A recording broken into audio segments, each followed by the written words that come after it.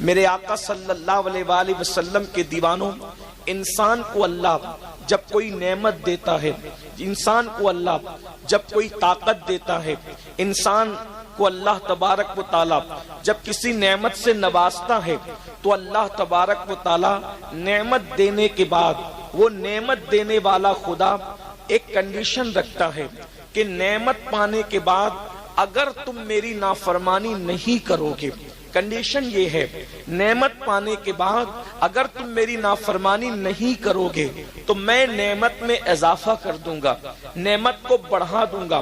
قرآن اس مضمون کو یوں بیان کرتا ہے، لئن شکرتم لازیدنکم، کہ جب تم میری نعمتوں پہ شکر کرو گے، تو شکر کا مطلب صرف الحمدللہ کہنا نہیں ہے، بلکہ شکر کا مطلب یہ ہے کہ جب اللہ تمہیں نعمت دے تو اس نعمت کا تم مس یوز نہ کرو، یہ شکر ہے، تم اس کا غلط استعمال نہ کرو، یہ شکر ہے۔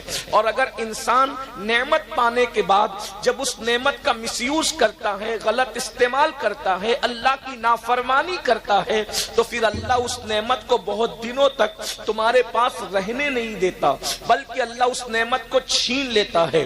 نعمتوں میں بہت سی نعمت ہے، میں ایک نعمت کا ذکر کروں، نعمتوں کے اندر بہت بڑی نعمت ہے مال۔ مال اللہ کی عطا ہے، مال اللہ رب العزت کی بہت بڑی عطا ہے۔ مال ہوتا ہے تو انسان صدقہ بھی دیتا ہے، مال ہوتا ہے انسان حج بھی کرتا ہے، مال ہوتا ہے انسان مسجدیں بھی بناتا ہے، مال ہوتا ہے انسان مدرسے بھی بناتا ہے۔ غرض کہ مال بری چیز نہیں ہے، کچھ لوگ مال کو برا سمجھتے ہیں، میں سمجھتا ہوں کہ غالباً ان کو مکمل طور پر اسلام کی تعلیمات پر ان کی نظر نہیں ہے، اس لیے وہ مال کو برا سمجھتے ہیں۔ اگر مال برا ہوتا تو عثمان غنی اسی مال سے 2 مرتبہ جنت کیوں خریدتے؟ آپ جانتے ہیں کہ مال، اللہ اکبر، اگر فرعون کے پاس گیا تو اس نے فرعون کو جہنم کا کندن بنا دیا، جہنم کا ایندھن بنا دیا، اللہ اکبر، جہنم کا ایندھن بنا دیا، کندن کیا بنتا، ایندھن بنا دیا۔ نمرود کے پاس گیا، اس کو جہنم کا ایندھن بنا دیا۔ بخت نصر کے پاس گیا، اس کو جہنم کا ایندھن بنا دیا۔ شداد کے پاس گیا، اس کو جہنم کا ایندھن بنا دیا۔ لیکن وہی مال جب سیدنا عثمان غنی کے پاس آتا ہے تو عثمان غنی 2 مرتبہ اسی مال سے جنت خریدتے نظر آتے ہیں۔ اور اللہ کے رسول نے کسی صحابی کو وہ نہیں فرمایا جو سیدنا عثمان غنی کو فرمایا۔ جب سرکار عثمان غنی نے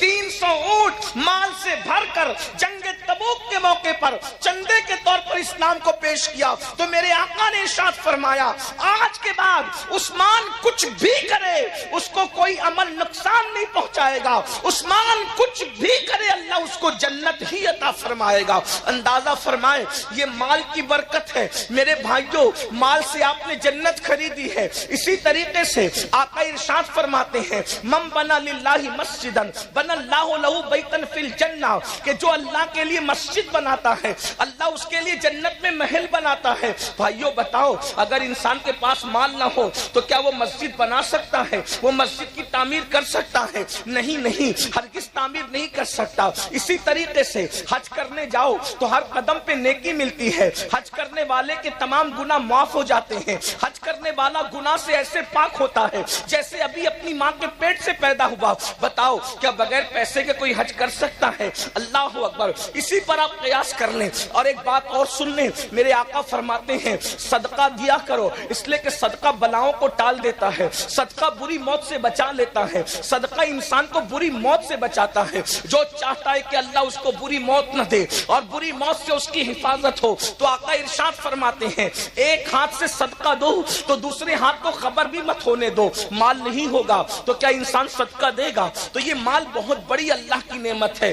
اسی طریقے سے دوسری نعمت یہ جان اور جوانی جس کو کہتے ہیں، یہ بھی اللہ کی بہت بڑی نعمت ہے۔ اللہ اکبر۔ لیکن اب آئیے میں آپ کے سامنے ان دونوں نعمتوں کا ذکر کرنے کے بعد اب آپ سے پوچھنا چاہتا ہوں، مال سب چاہتے ہیں لیکن اللہ اکبر جب مال آتا ہے تو مال کا مس یوز کیا جاتا ہے، مال کا غلط استعمال کیا جاتا ہے۔ قرآن کہتا ہے ان اللہ اشتری من المؤمنین انفسهم واموالهم بان لهم الجنہ، کہ اللہ نے مومنوں کی جان کو، مومنوں کے مال کو جنت جنت کے بدلے خرید لیا ہے۔ اب آپ سب کی توجہ چاہتا ہوں، پتا چلا ہماری جان ہماری نہیں ہے، ہمارا مال ہمارا نہیں ہے، جان بھی اللہ کی ہے، مال بھی اللہ کا ہے۔ اور اللہ اکبر، آج کل کے مسلمان، اللہ اگر مال دیتا ہے تو مال کو اللہ کی راہ میں خرچ کرنے کی بجائے، گھبرائیے گا مت، میں کوئی چندے کی تمہید نہیں باندھ رہا ہوں، میں صرف آپ کے دلوں کی تطہیر کے لیے، آپ کی افکار کے تطہیر کے لیے کچھ پیغام پیش کرنا چاہتا ہوں۔ اللہ اکبر، آج کے مسلمانوں کے پاس جب مال آتا ہے، آج کے مسلمانوں کے پاس جب جوانی آتی ہے تو مال اور جوانی کا مس یوز کتنا ہو رہا ہے۔ اللہ اکبر، آج پوری دنیا کے اندر جتنے جرائم، جتنے پاپ قوم مسلم کر رہی ہے، اتنے جرائم دنیا کی کوئی قوم کرتی نظر نہیں آتی۔ کتنے افسوس کی بات ہے، میں دلیل کے ذریعے سے اس کو ثابت کروں گا۔ اسی ہندوستان میں دیکھ لیں، ہندوستان کے اندر اللہ اکبر، رمضان شریف کی کوئی اہمیت کیا دوسری قوموں کے نزدیک ہے؟ ہرگز نہیں۔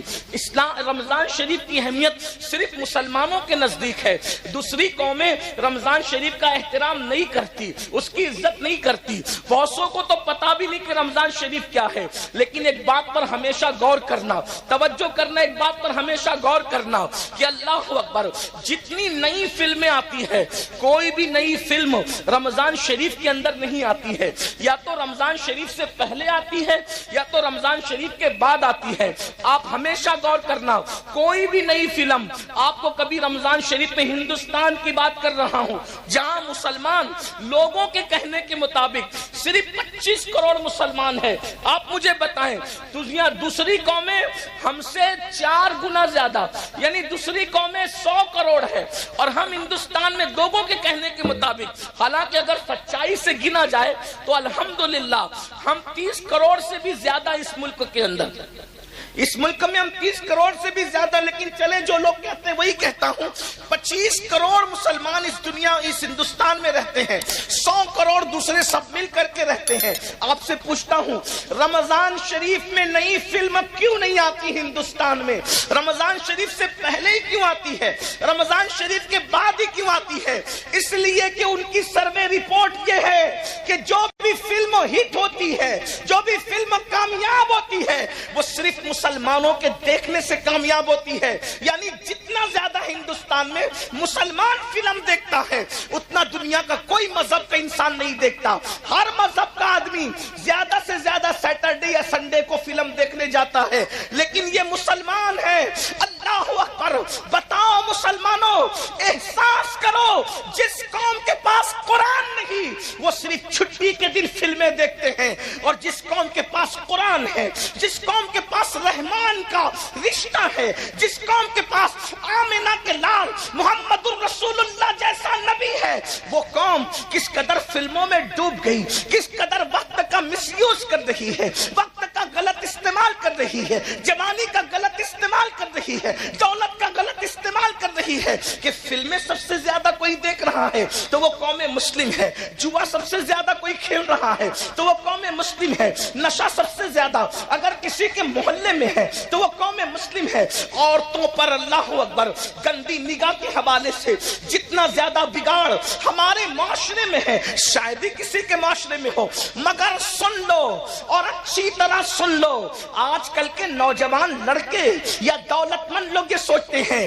مولوی صاحب آپ کو کیا پڑی ہے، آپ دولت ہماری ہے، مال ہمارا ہے، جوانی ہماری ہے، طاقت ہماری ہے، اگر ہم برے کام کرتے ہیں آپ کا کیا بگڑتا ہے، ہمارا کیا بگڑتا ہے؟ سن لو، اللہ و رسول نے ذمہ داری دی ہے قوم کے علماء کو، قوم کے دانشوروں کو، اللہ کے رسول کے سچے امتیوں کو، کہ بلکہ ہر مومن کو یہ ذمہ داری ہے، جب تم برائی کو دیکھو اسے روکو، زبان سے روکو، بلکہ پہلے تو ہاتھ سے روکو، طاقت سے روکو، زبان سے روکو، اور اگر زبان سے بھی نہیں روکتے تو کم سے کم دل میں برا جانو، اور جو دل میں برائی کو برا جانتا ہے یہ اس کے کمزور ایمان کی علامت ہے۔ اب مجھے بتاؤ، جب تم برائی کو برا جانو گے تو یہ کمزور ایمان کی علامت ہے، اور جو برائی کو برا بھی نہ جانے تو کیا اس کا ایمان چلا تو نہیں گیا، اس کے ایمان کا طوطا اڑ تو نہیں گیا، ایمان کا پرندہ اڑ تو نہیں گیا۔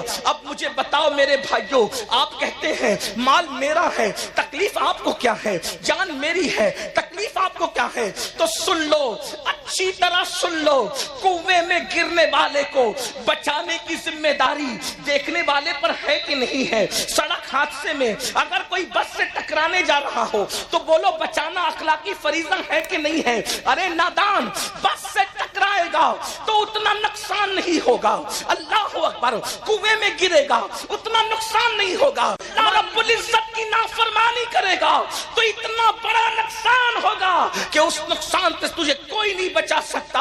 آؤ آپ کو بتاؤں، دولت اور جوانی کا مس یوز کرنے والوں، غلط استعمال کرنے والوں، وہ اللہ ہے طاقت والا، قوت والا، جو دینا جانتا ہے تو چھیننا بھی جانتا ہے۔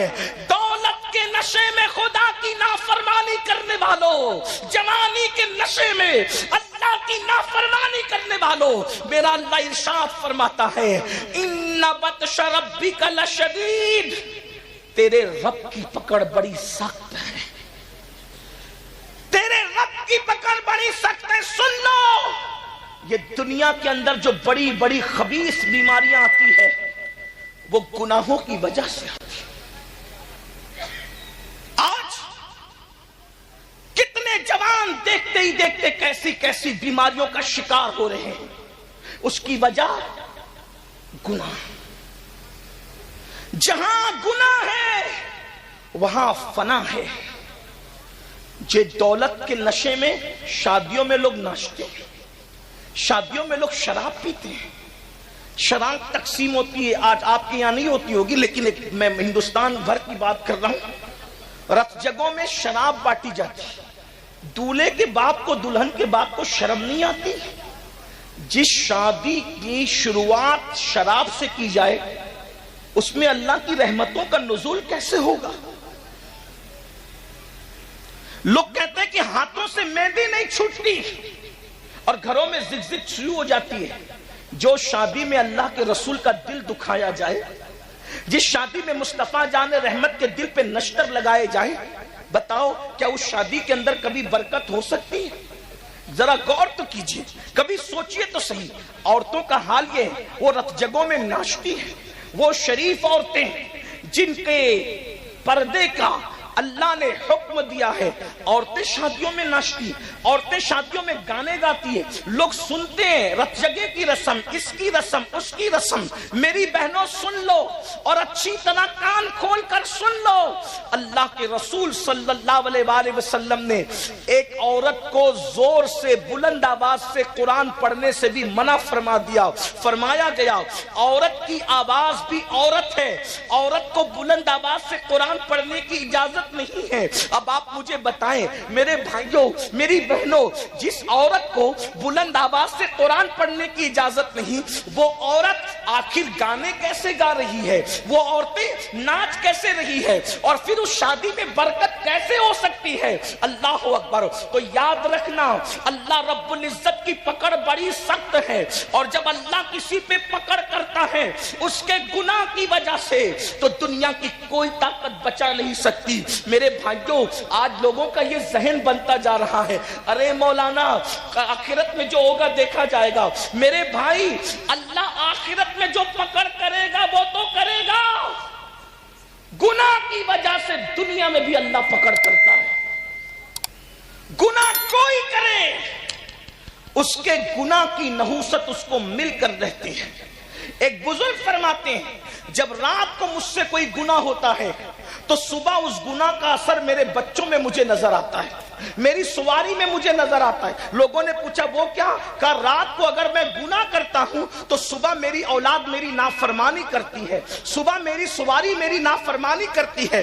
پتا چلا اولاد غدار یوں ہی نہیں ہوتی، ہر اولاد کو ماں باپ سے پیار ہوتا ہے۔ جب تم اللہ سے غداری کرتے ہو تو اللہ تمہیں صدمے دینے کے لیے بطور عذاب تمہاری اولاد کو تمہارا غدار بنا دیتا ہے۔ ورنہ لوگ آج کتنا پڑھا رہے ہیں، یہ پڑھا رہے ہیں، وہ ڈگری دلا رہے ہیں، لیکن بتاؤ کل کے ان پڑھ بچے، کل کے جاہل بچے ماں باپ کے جتنے وفادار تھے، کیا آج کے پڑھے لکھے بچے اتنے وفادار ہیں؟ لوگ کہتے ہیں بچے پڑھے لکھے نہیں ہیں اس لیے بے وفا ہیں۔ میں نے کہا 50 سال پہلے اتنی بڑی ڈگریاں تھی نہیں مسلمانوں کے پاس بظاہر، پھر بھی بچے وفادار تھے۔ وجہ کیا تھی؟ ان کے ماں باپ خدا کے وفادار تھے، اللہ نے اولاد کو ان کا وفادار بنا دیا تھا۔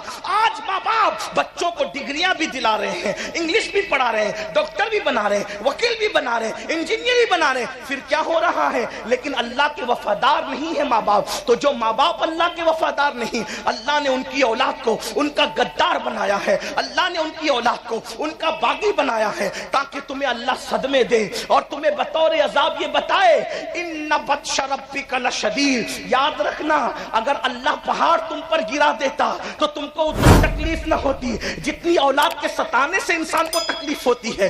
یہ بڑی بڑی بیماریاں یہ کس وجہ سے ہے؟ یہ اللہ کی نافرمانی کی وجہ سے ہے، یہ خدا کی نافرمانی کی وجہ سے ہے۔ دیکھو اپنے دلوں میں ٹٹول کر سوچو، اتنا بڑا مجمع ہزاروں کا ہے، بھائیوں کی بھی توجہ، بہنوں کی بھی توجہ، ارے ڈلپ کے اللہ اکبر نرم نرم گدوں پر سوتے ہو، لیکن بتاؤ کیا دلوں کو سکون ہے؟ ارے لوگوں کو ٹاٹ پر سکون کی نیند آتی تھی، لوگوں کو گرڑی پر سکون کی نیند آتی تھی، لیکن تمہیں اتنے اتنے ایک ایک ہاتھ دو ہاتھ انچ گدوں پہ نیند کیوں نہیں آ رہی ہے؟ کروٹیں بدل رہے ہیں، دل بے چین ہے، دل بے قرار ہے، نیند کی گولیاں کھا رہے ہیں، لیکن سکون کی نیند کیوں نہیں آتی؟ وجہ یہ ہے کہ راتوں کو اللہ کی نافرمانی کرنے والوں، نرم نرم گدوں پہ لیٹ کر سیریل دیکھنے والوں، نرم نرم گدوں پہ لیٹ کر فلمیں دیکھنے والوں، نرم نرم گدوں پہ لیٹ کر زنا کے مناظر دیکھنے والوں، نرم نرم گدوں پہ لیٹ کر گانے سننے والوں، بتاؤ جب تم اللہ کی نافرمانی کرو گے تو تمہیں سکون کی نیند کیسے آئے گی؟ اچھی طرح یاد رکھنا، جو لوگ اللہ کی فرما برداری کرتے ہیں ان لوگوں کو تو گرم ریت پر بھی نیند آ جاتی ہے۔ لوگ سوچتے ہیں یہ گرم ریت پر نیند آنا تو بڑا مبالغہ ہے، میں نے کہا نہیں، یہ حقیقت ہے۔ کیا تمہیں نہیں پتا ایک مرتبہ روم کا ایلچی سیدنا فاروق اعظم کے پاس ایک خط لے کر کے آتا ہے، اور جب خط لے کر کے آتا ہے تو سیدنا فاروق اعظم کو ڈھونڈتا ہے، لوگوں سے پوچھتا ہے اے مسلمانوں تمہارے امیر کا محل کہاں ہے؟ تمہارے امیر کا محل کہاں ہے؟ مسلمان کہتے ہیں جو ہمارا امیر ہے وہ محلوں میں نہیں رہتا، جیسے جھوپڑوں میں ہم رہتے ہیں ویسی مٹی کے جھوپڑے میں وہ بھی رہتا ہے۔ تو کہا وہ ملے گا کہاں؟ کا اتفاق سے ابھی گھر میں بھی نہیں ہوگا ہمارا امیر، وہ اپنی بکریوں کو لے کر اپنے اونٹوں کو لے کر جنگل میں گیا ہے اور وہ بکریاں چرا رہا ہوگا۔ وہ کہاں ہوگا؟ وہ فلاں جنگل میں ہوگا۔ اندازہ فرمائے میری قوم کے جوانوں، نرم نرم گدوں پہ سسکیاں لینے والوں، کاروبار کے لیے تڑپنے والوں، بزرگوں سے تعویذ کا مطالبہ کر کے اپنی تقدیر کو سنوارنے کی کوشش کرنے والوں، بڑی معذرت کے ساتھ کسی ولی کا تعویذ ہماری قسمت کو سدھار نہیں سکتا جب تک ہم اللہ کی نافرمانی کرتے رہیں گے، جب تک ہم پاپ کرتے رہیں گے، جب تک ہم جرائم کرتے رہیں گے۔ ارے نیکوں کی دعا سے اللہ ان کا حصہ اٹھا لیتا ہے جو نمازوں میں غفلت کرتے ہیں، جو نمازوں میں سستی کرتے ہیں۔ خدا کے لیے بیدار ہو جاؤ، اپنے مسائل کا حل کسی انسان کے دروازے پر نہیں ہے، ہمارے مسائل کا حل کل بھی اللہ کے در پہ تھا، آج بھی اللہ کے در پہ ہے، قیامت تک اللہ کے در پہ رہے گا۔ اس کی چوکھٹ سے وابستہ ہو جاؤ۔ کب تک غداری کرو گے؟ کب تک بے وفائی کرو گے؟ کب تک نافرمانی کرو گے؟ سنو سنو، روم کا ایلچی جب اس کو پتا چلتا ہے کہ مسلمانوں کا امیر 3 بر اعظموں پر بلا شرکت غیر حکومت کرنے والا عمر ابن خطاب جنگل بکریاں لے کر گئے بکریاں چرانے کے لیے، تو وہ جنگل پہنچا، جنگل میں گیا تو ایک منظر دیکھا۔ یہ منظر کیا تھا؟ دیکھ، کھلے آسمان کے نیچے ایک درخت ہے، اور اس درخت کے نیچے مسلمانوں کا امیر 3 بر اعظموں پہ حکومت کرنے والا اپنے ہاتھ کا تکیہ بنا کر ریت پہ سو رہا ہے، ریت پہ سو رہا ہے۔ اس نے دیکھا، اس کو حیرت ہوئی کہ میرے بادشاہ لوگ نرم نرم گدوں پر محلوں میں باڈی گارڈ کے پہروں میں سکون سے سو نہیں پاتے، یہ اکیلے چین سے سو رہا ہے۔ اس کو یوں لگا اگر میں اس کا قصہ تمام کر دوں تو مجھے کتنا انعام ملے گا. جیسے ہی یہ سوچا فاروق اعظم نے کروٹ لی, باروب چہرہ آنکھوں کے سامنے آیا, لرز گیا, آنکھیں کھول کے پوچھی کیا بات ہے؟ اس نے کہا روم کا ایلچی ہوں, خط لایا ہوں, لیکن اس سے پہلے ایک بات پوچھتا ہوں, ہمارے آقاؤں کو تو نرم گدوں پہ نیند نہیں آتی, آپ اتنی سکون سے ریت پہ کیسے سو رہے ہیں؟ فاروق اعظم کا جملہ تھا, جو ظلم نہیں کرتا اس پر کبھی ظلم نہیں کیا جاتا. اور گناہ سے بڑا کوئی ظلم ہے ہی نہیں, سب سے بڑا ظلم گناہ ہے, گناہ سے بڑا کوئی ظلم نہیں ہے. برگین والوں, گرد نواز سے آنے والوں, آج اللہ نے آپ کو ہم کو نعمت دی ہے اور ابھی بھی وہ نعمت دے رہا ہے, اس سے پہلے کہ وہ ناراض ہو جائے اور ناراض ہو کر کے نعمت چھیننے لگ جائے. جو بھی نعمت کی ناقدری کی جاتی ہے نعمت چھینی جاتی ہے. ہندوستان کے کئی علاقوں میں مسجدوں کے اوپر کے مائک سے اذان پہ پابندی لگی, تو میں نے مسلمانوں سے کہا یہ کیوں لگی؟ یہ تو اہل سیاست جانے, دوسرا میٹر ہے, لیکن ہم صوفیہ کے غلام اس نظر سے دیکھتے ہیں, جب اذان ہوتی تھی نا تو تم اس کو سنتے نہیں تھے. توجہ ہے آپ کی, غور کریں گے آپ, توجہ, اذان ہوتی تھی آپ اس کو سنتے نہیں تھے, بستر میں پڑے رہتے تھے, اور اگر جاگتے تھے تو بھی اپنے کام میں لگے رہتے تھے, اذان کا ادب نہیں کرتے تھے. قدرت نے کہا تو میری نعمت کی قدر نہیں کرتا, اب میں تجھے اذان نہیں سنواؤں. دیکھ, غور تو کر, جس نعمت کی ناقدری کرو گے وہ نعمت تم سے چھین لی جائے گی. دولت کے نشے میں حرام کام کرنے والوں کو یہ عبرت کی بات ہے. مغل خاندان 700 سال تک ہندوستان پر حکومت کرتا رہا, اتنے پاپ اور عیاشیاں کی ان کے بعض لوگوں نے, کچھ اچھے بھی تھے لیکن زیادہ تر پاپی تھے. ان کے ایک شہزادے کا ایک لڑکی کے ساتھ چکر ہو گیا, تو اس لڑکی نے کہا کہ میری جان, میں نے کسی انسان کو مرتے نہیں دیکھا ہے, میری تمنا ہے کہ میں کسی کو مرتے دیکھوں. اس نے فوراً ایک بندے پر تیر چلا دیا, کہا کہ لو مرتے ہوئے دیکھ لو. اس طرح بے گناہوں کی ان لوگوں کے بعض لوگوں نے جانیں لی. پھر کیا ہوا؟ ان مغل خاندان کے بادشاہوں کے ٹھاٹ باٹ کا عالم یہ تھا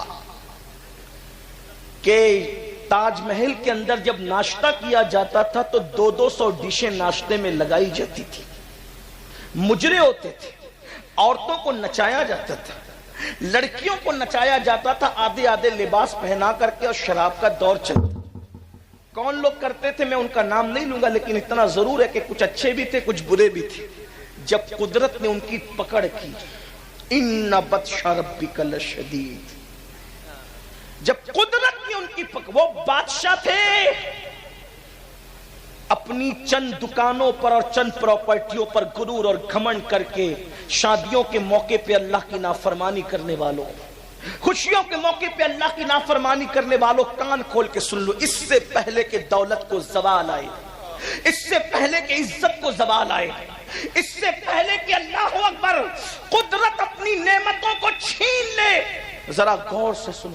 مغلوں کا حال یہ تھا کہ 200 ڈشیں. اچھا کوئی بات, آواز نہیں جاری, مائک ہاتھ میں لیتے ہیں, درود شریف پڑھ لیں, بلند آواز سے پڑھ لیں درود شریف. زیادہ دیر آپ کو نہیں سنانا ہے, تھوڑی سی بلند آواز سے پڑھ لیں درود شریف. اللہ رب محمد صلی اللہ علیہ وسلم, نحن عباد محمد صلی اللہ علیہ وسلم, صلاۃ و سلام علیک یا جد الحسن والحسین وعلی آلک و اصحابک یا جد الغوث الثقلین. جب ان کو زوال آیا, وہ 200 ڈشوں کے ناشتے کرنے والے بادشاہوں کی نسل کو جب زوال آیا, تو حال یہ تھا ان کا آخری بادشاہ, جس کو دنیا بہادر شاہ ظفر کہتی. حالانکہ بہادر شاہ شرابی تھا, میں یہ نہیں کہہ رہا, وہ عیاش تھا, یہ نہیں کہہ رہا ہوں, لیکن کہہ رہا ہوں باپ داداؤں کے کیے ہوئے جرائم اولاد کو भुगतने पड़ते हैं। बाप दादाओं के किए हुए गुनाहों की सजा औलाद भुगतती है और बाप दादाओं की अच्छाइयों की बरकतें भी औलाद को मिल करके रहती है। जरा तवज्जो करना, आज अपनी औलाद को खुश देखने वालों, अगर ताश के पत्ते खेलते रहोगे, जुआ खेलते रहोगे, शादियों में शराब तकसीम करते रहोगे, शादियों में खुद नाचोगे, नचाओगे और अल्लाह की नाफरमानी करोगे, तुम्हें भी तकलीफ आएगी, तुम्हारी नस्लों को भी तकलीफ आएगी। अल्लाह से डरो, खुदा का डर अपने दिल में पैदा करो। हम मुसलमान हैं, हम मोमिन हैं, रसूलुल्लाह के उम्मती है। जरा तवज्जो तो करना, जो बाप दादा करते हैं उसकी गंदगी भी औलाद तक पहुंचती है और जो बाप दादा अच्छे काम करते हैं उसकी बरकत भी उन तक पहुंचती है। अब जरा गौर फरमाए, जरा तवज्जो फरमाए, वो 200 डिशों का नाश्ता करने वालों की औलादों को कौन से दिन देखने पड़े? आखिरी बादशाह बहादुर शाह जफर, अल्लाह अकबर, जब जेल में उनको डाला गया तो बहादुर शाह जफर ने कहा मुझे नाश्ते की आदत है, जरा नाश्ता तो करा दो। तो पता है क्या हुआ? 2 बेटों के कटे हुए सर पानी में उबाल कर उनके सामने तश्ते में रखे गए। लो बहादुर शाह नाश्ता कर लो। और जब आखिरी मुकद्दमा बादशाह लड़ रहे थे अपनी जिंदगी का कोर्ट के अंदर, तो बादशाह के सर पर जो टोपी थी वो मैली टोपी थी, कपड़े फटे हुए थे, बादशाह के कपड़े फटे हुए थे।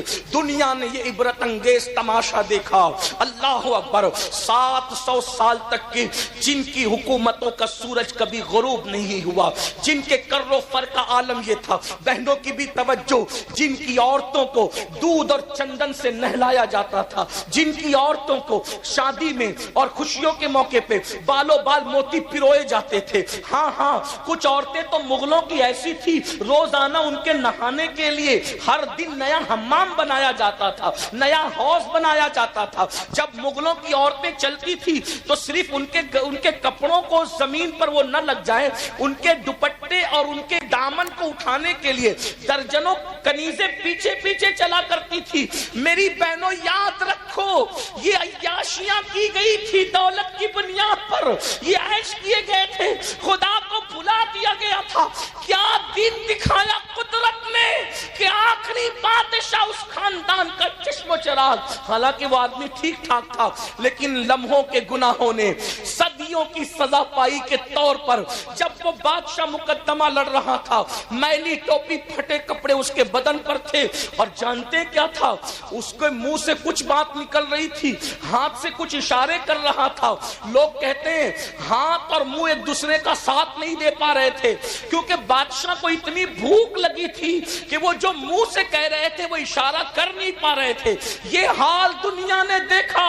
अल्लाह के बंदो, क्या तुम भी यही चाहते हो कि अल्लाह तुम्हारे माल को भी इसी तरह ज़वाल पजीर कर दे?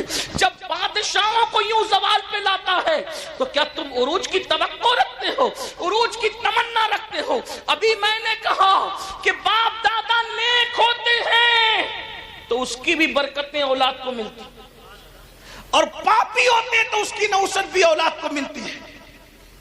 क्या आपने कुरान नहीं पढ़ा? जब हजरत मूसा और हजरत खिज्र एक बस्ती में गए तो गिरती हुई दीवार को उन्होंने तामीर किया। तवज्जो है, गिरती हुई दीवार को तामीर किया। तो हजरत मूसा अलैहिस्सलाम को हजरत खिज्र ने यही कहा, क्या कि इनका बाप नेक था। मुफस्सिरीन कहते हैं, बास लोग कहते हैं 10वां दादा नेक था, बास लोग कहते हैं 14वां दादा नेक था, बास लोग कहते हैं 22वां दादा नेक था। मुझे बताओ, 22वां दादा नेकी करे, 10वां दादा नेकी करे, 14वां दादा नेकी करे तो नीचे नीचे औलाद तक उसको बरकतें नसीब होती है। अरे अगर तुम भी नेकी करोगे तो क्या अल्लाह उसकी बरकतें तुम्हें अता नहीं फरमाएगा, तुम्हारी नस्लों को अता नहीं फरमाएगा? क्या नहीं देखते किसी खानदान में इतने वली कभी पैदा नहीं हुए जितना मौला अली की खानदान में वली पैदा हुए?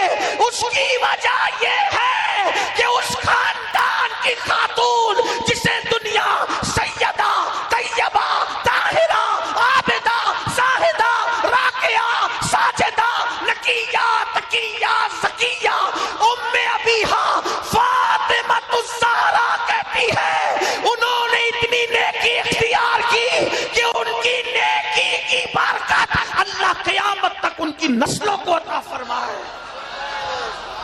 देख रहे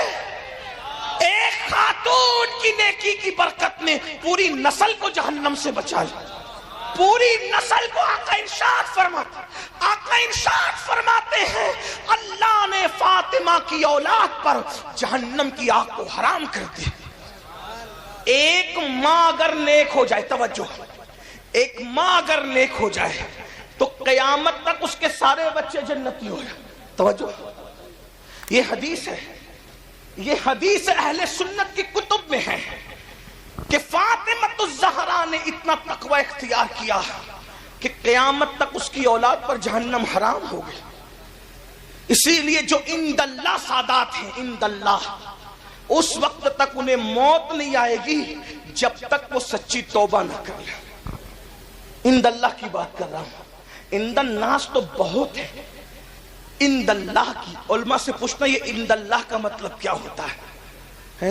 یہ عند اللہ اتنا نازک ہے کہ اس پہ گفتگو کروں تو بہت سارے لوگ ناراض ہو سکتے ہیں، لیکن آپ کو علماء سے پوچھنا کہ عند الناس تو بہت، عند اللہ جو سادات اور جو عند اللہ ہے نا، پھر ان کو دیکھ کر بھی خدا یاد آتا ہے۔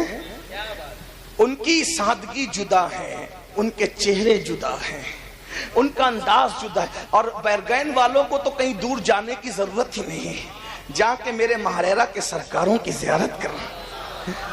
ارے آج رونقوں کا یہ عالم ہے تو آل رسول احمدی کے زمانے میں رونقوں کا عالم کیا ہوگا؟ سرکار ابو الحسین احمد نوری کے زمانے میں رونقوں کا عالم کیا ہوگا؟ حضور اچھے میاں کے دور میں ان کے کردار کی اچھائیوں کا عالم کیا ہوگا؟ کہ وقت کا مجدد کہتا ہے کہ تیرے پلے میں اچھوں کا میاں آیا، وہ اچھے میاں آیا۔ ناموں سے رضا کے اب مٹ جاؤ گناہگار، ناموں سے درود شریف پڑھ لیں۔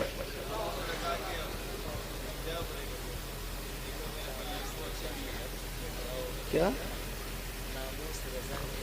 ناموں سے رضا کے اب مٹ جاؤ برے کاموں، وہ میرے پلے میں وہ اچھے میاں آیا، اور وہ اچھے میاں کیا آیا بلکہ اچھوں کا میاں آیا۔ وہ نیک نام بھی ہے، نیک کام بھی۔ اور بھائیوں، لوگ دوسروں کا مال ہڑپ کر جاتے ہیں، ہمارے اچھے میاں سرکار ایسے تھے کہ لوگوں کو کھلانے کے لیے دسترخوان اتنے دور تک لگاتے تھے کہ لوگوں کی نگاہیں کام کرنا بند کر دیتی۔ یہ ہے سرکار اچھے میاں کے۔ تو میں اپنی بات کو سمیٹتے ہوئے عرض کروں، اگر اچھے کام کرو گے، سیدہ فاطمہ جیسا تو کوئی اچھا ہو بھی نہیں سکتا۔ کیوں نہیں ہو سکتا؟ اس لیے کہ اس اچھی کے لیے کوئی تربیت کرنے والا ایسا اچھا چاہیے کہ جس کے بارے میں دنیا متفقہ طور پہ کہے کہ سارے اچھوں میں اچھا سمجھیے جسے۔ ارے جب مہریرہ کا اچھا ایسا ہے تو سارے اچھوں کا اچھا مدینے والا اچھا کیسا ہوگا؟ کہتے ہیں سارے اچھوں میں اچھا سمجھیے جسے، ہے اس اچھے سے اچھا ہمارا نبی، سارے اونچوں میں اونچا سمجھیے جسے، ہے اس اونچے میں اونچا ہمارا نبی، بجھ گئی جس کے آگے سبھی مشعلیں، شمع وہ لے کے آیا ہمارا نبی۔ ارے لوگ حسن کی قسم کھاتے ہیں، مگر برگین والوں میرا نبی ایسا ہے کہ حسن کھاتا ہے جس کے نمک کی قسم، حسن کھاتا ہے جس کے نمک کی قسم، وہ ملی ہے دلارا ہمارا نبی۔ کون دیتا ہے؟ دینے کو منہ چاہیے، دینے والا ہے سچا ہمارا نبی۔ فاطمہ الزہرا اچھی کے لیے تربیت کوئی کرنے والا ایسا اچھا چاہیے جسے دنیا محمد الرسول اللہ کہتی ہے، اور اب کوئی محمد الرسول اللہ پیدا، اس لیے فاطمہ الزہرا بھی اب کوئی پیدا۔ ارے یہ سیدہ فاطمہ کیا ہے؟ ہماری کتابوں میں لکھا ہوا ہے کہ جس دن سیدہ کی ولادت ہوئی، جس دن، توجہ کرنا، وہ جب دنیا سے گئی تب تو بہت بلندی تھی، جس دن صرف پیدا ہوئی تھی، توجہ ہے آپ کی، اس لیے کہ آپ نے شادی خانہ آبادی کے ساتھ ذکر شہید کربلا بھی رکھا۔ لیکن ایک مشورہ دوں گا، اگر ہو سکے تو شادی کے موقع پر کربلا کا نام شامل نہ کیا کریں۔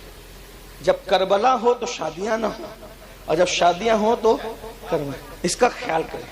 ہاں ذکر امام حسین کر دیجیے، جشن امام حسین کر دیجیے، لیکن اس میں کربلا کس لیے؟ جب کربلا آئے گا تو ہمارے جذبات پھر ہمارے قابو میں نہیں رہتے، اس کا آئندہ خیال رکھنا۔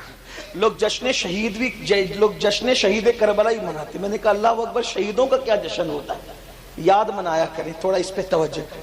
حالانکہ علماء نہیں کرتے ایسے، پبلک ان کے مشورے کے بغیر کرنے لگتے تو ہو جاتا ہے۔ چلیں چھوڑے اس کو، بات کیا کر رہا تھا میں، ورنہ اسی میں بات طویل ہو جائے گی، اس عنوان کو چھوڑ دے بھی۔ کیا کہہ رہا تھا میں کہ جس دن سیدہ کی ولادت ہماری کتابوں میں ہے کہ پورا مکے کا افق نور سے بھر گیا، اہل سنت کی کتب میں ذمہ داری میری ہے، اور جس دن آپ پیدا ہوئی ہیں اس دن جبریل آ کر کہتے ہیں یا رسول اللہ، اللہ آپ کو بھی سلام کہتا ہے اور آپ کی شہزادی فاطمہ کو بھی سلام کہتا ہے۔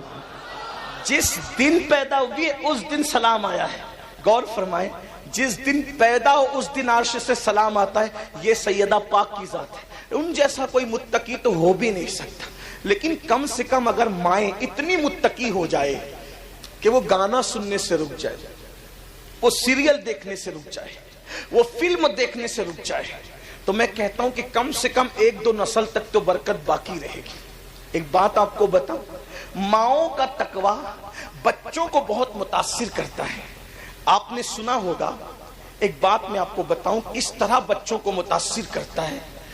آج ہماری مائیں جو بچوں کو نہ نمازی بنا پاتی ہے، نہ وضو سکھا پاتی ہے، نہ غسل سکھا پاتی، لیکن ہمارے مرشد، چونکہ مہاراجہ شریف کے قریب میں بیٹھا ہوں تو مجھے اس وقت مہاراجہ یاد آ رہا ہے، مہاراجہ شریف وہاں کے جد اعلیٰ مورث اعلیٰ حضرت میر عبد الواحد بلگرامی ہیں۔ انہوں نے اپنی کتاب سبع سنابل شریف میں ایک واقعہ لکھا ہے جس کے مفہوم کو میں اپنے الفاظ کے جامع میں پیش کر کے آپ کو سناؤں کہ ماں کتنا بڑا کردار ادا کر سکتی ہے۔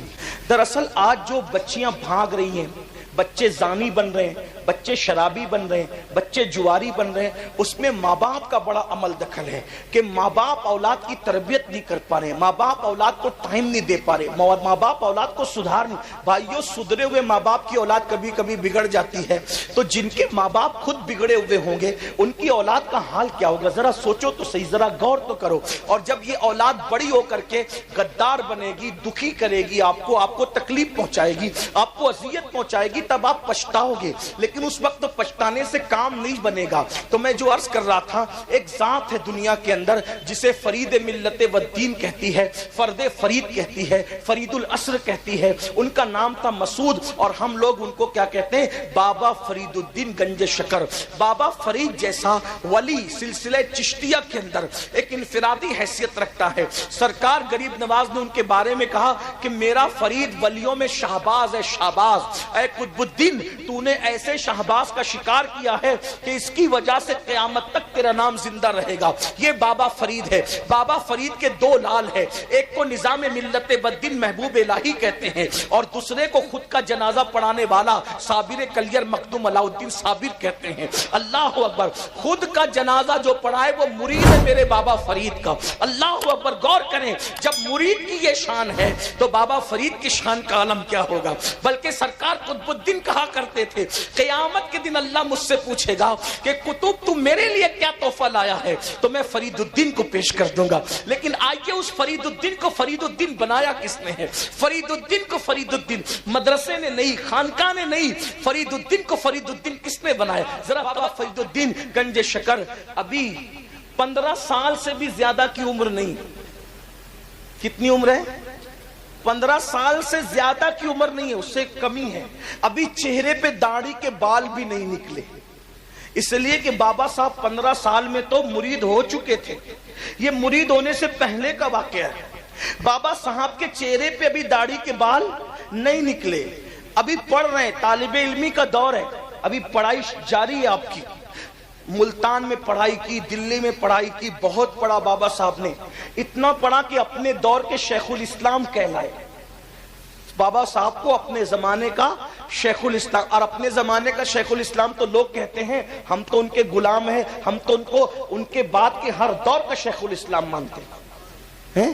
بابا صاحب نے اتنا پڑھا، 15 سال کی عمر میں بابا قطب الدین بختیار کاکی کے مرید ہو گئے تھے، لیکن یہ اس سے پہلے کی بات ہے، مطلب 15 سال سے پہلے کی بات۔ چہرے پہ داڑھی کے بال بھی نہیں نکلے۔ پیری مریدی کا ذکر سنا، مرید ہونے کے لیے چلتے چلتے چلتے چلتے بغداد شریف پہنچ گئے. پیر ڈھونڈنے کے لیے بغداد شریف پہنچے.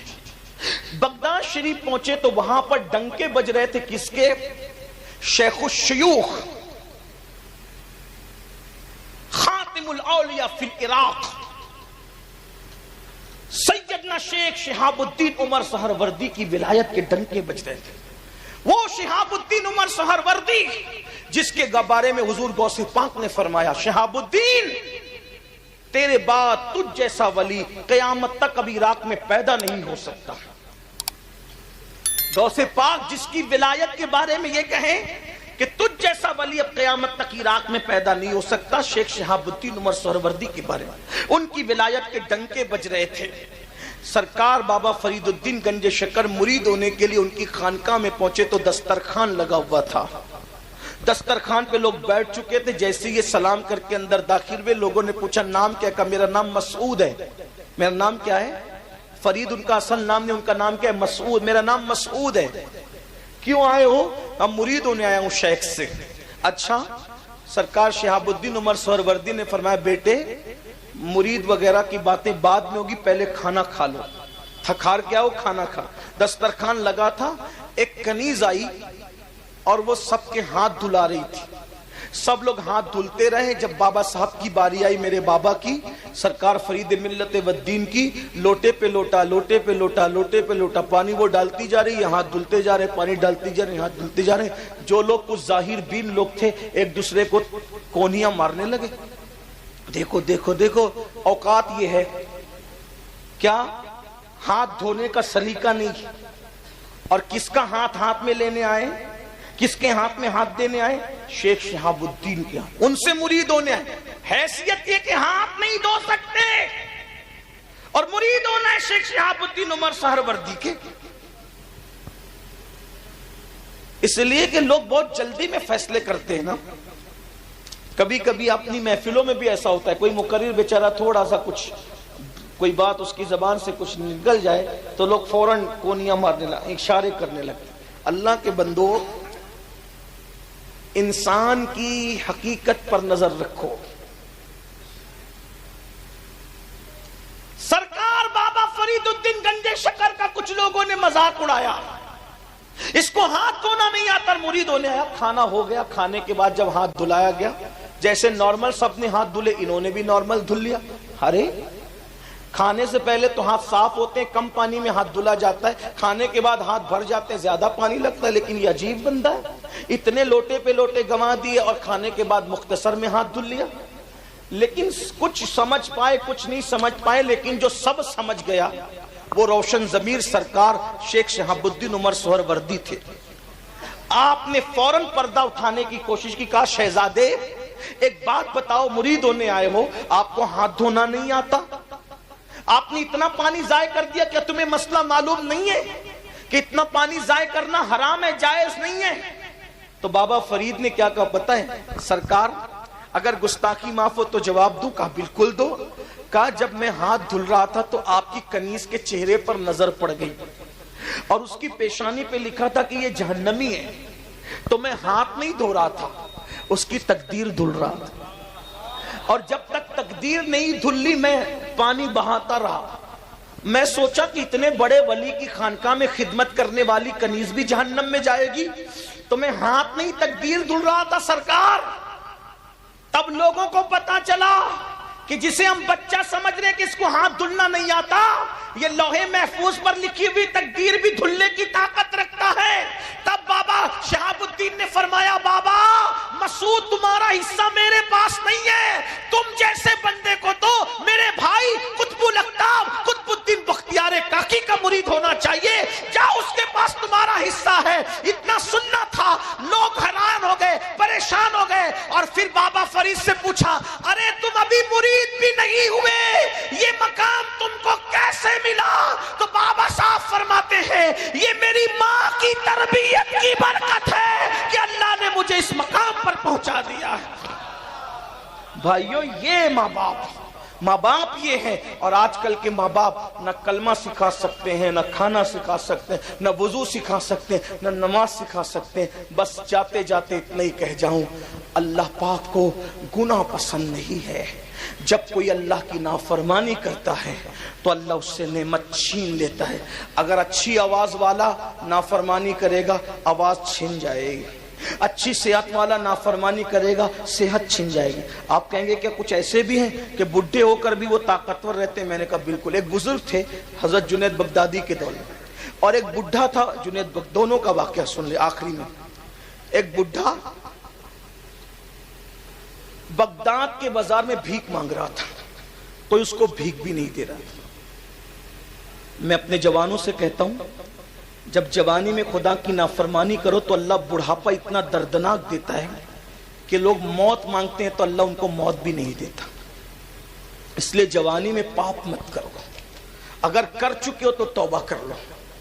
ہم سب سے چھپ سکتے ہیں, رب سے نہیں چھپ سکتے. بہنوں سے بھی کہتا ہوں, خوبصورتی پہ اتراؤ مت, جو اللہ دینا جانتا ہے چھیننا بھی جانتا.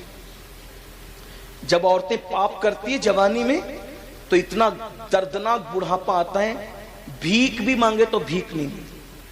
اللہ سے ڈرو, توبہ کرو. کوئی دیکھے نہ دیکھے اللہ دیکھ رہا ہے. ان اللہ کان علیکم رقیبا, اللہ تم پہ کڑی نگرانی کر رہا ہے. ایک بڈھا بھیک مانگ رہا ہے بغداد کے بازار میں, کوئی اس کو بھیک نہیں دیتا. سرکار جنید بغدادی کے مریدوں نے کہا سرکار بغداد اتنا بے وفا ہو گیا, بغداد اتنا بے مربت ہو گیا آپ کی موجودگی کے باوجود کہ ایک بڈھا بھیک مانگ رہا ہے, کوئی اس کو بھیک بھی نہیں دیتا. سرکار سید الطائفہ جنید بغدادی نے فرمایا بیٹو, اس بڈھے نے جوانی میں بہت پاپ کی ہوں گے, اسی لیے آج اس کو کوئی بھیک دینے والا نہیں. جب تحقیق کی گئی تو پتا چلا کہ ہاں جوانی میں بڑا پاپی تھا اور بڑھاپا اتنا دردناک ہے کہ گھر سے نکال دیا گیا, کوئی ٹھکانہ ہی نہیں اس کا. حالانکہ سب بڈھے ایسے نہیں ہوتے اور سب مصیبت زدہ بھی ایسے نہیں ہوتے, لیکن ایک بات ہے, حکم اکثریت کا بیان کیا جاتا ہے. ٹھیک, چند ایک لوگ اگر نیک ہو کر کے بھی مصیبت آئے اللہ ان کو آزمانا چاہے تو ایک الگ میٹر ہے, یہ ایک الگ بات ہے. جیسے ہر بیمار پاپ کی وجہ سے بیمار نہیں ہوتا. ایوب علیہ السلام تو معصوم تھے لیکن کتنے بیمار پڑے, تو وہ درجات کی بلندی کے لیے تھا. ٹھیک, حضرت نوح علیہ السلام کا بیٹا بگڑ گیا تو معاذ اللہ کسی گناہ کی وجہ سے نہیں بگڑا, اللہ کی طرف سے آزمائش تھی. تو سب کو ایک لکڑی سے مت ہانکیے گا, لیکن حکم اکثر کا بیان ہوتا ہے, اتنا یاد رکھنا. ٹھیک, تو جنید بغدادی سرکار نے فرمایا جوانی میں اس نے پاپ کیے ہوں گے, اس لیے اس کو بڑھاپا اتنا دردناک آیا کہ کوئی بھیک نہیں دیتا. تحقیق کی گئی تو ویسے ہی نکلا. اور اسی دور میں ایک بزرگ تھے 100 سال کی عمر میں بھی جوان تھے, یعنی عمر 100 سال کی ہو گئی لیکن بالکل طاقت پر فٹ تھے, چہرے پر بھی جوانی تھی. لوگوں نے پوچھا بابا 100 سال کی عمر میں بھی آپ کی جوانی نہیں گئی, وجہ کیا ہے؟ تو انہوں نے جواب دیا میں نے جوانی میں اپنے آپ کو گناہ سے بچایا تو اللہ نے مجھے بڑھاپے کی تکلیف سے بچا لیا. یہ ہے نیکیوں کی برکت. اس لیے ماشاءاللہ شادی کے موقع پہ محفل ہے, میں اہل برگین سے اور جہاں سے بھی لوگ ہیں ان سے گزارش کرتا ہوں شادی ایسے کرو کہ لگے کہ یہ مسلمانوں کی شادی ہے. اس میں ڈھول نہ ہو, میوزک نہ ہو, ڈی جے نہ ہو, تاش کے پتے نہ ہو, نعت کی. اب لوگ یہ بھی کرتے ہیں ایک دن جلسہ کرائیں گے, یہ بھی فیشن ہو گیا. ایک دن نعتیہ محفل کرائیں گے, یہ بھی, پھر ڈی جے بھی بجائیں گے بعد میں لوگ ہم لوگوں کو فون کر کے کہتے ہیں آپ تو وہاں شادی میں آئے تھے وہ ڈی جے بجا رہا تھا, ہمیں تھوڑی پتا کہ اس کا فلان ڈی جے کا تھا. لوگ ایسا کرتے ہیں. لیکن میری گزارش یہ ہے کہ آپ جب اللہ رسول کا ذکر کرتے ہو ڈی جے مت بجاؤ, ناچ گانا مت کرو, پرسنل لائف کے اندر دین لاؤ. دیکھو دین کی بہت برکت ہے. اللہ پاک سے دعا ہے اللہ آپ کو بھی دین پہ قائم رکھے, ہمیں بھی دین پہ قائم رکھے, شریعت پہ قائم رکھے. ورنہ یاد رکھنا ان بطش ربک لشدید, تیرے رب کی پکڑ بڑی سخت ہے. جب اللہ پکڑ کرتا ہے پھر دنیا کی کوئی طاقت نہیں بچا سکتی. اللہ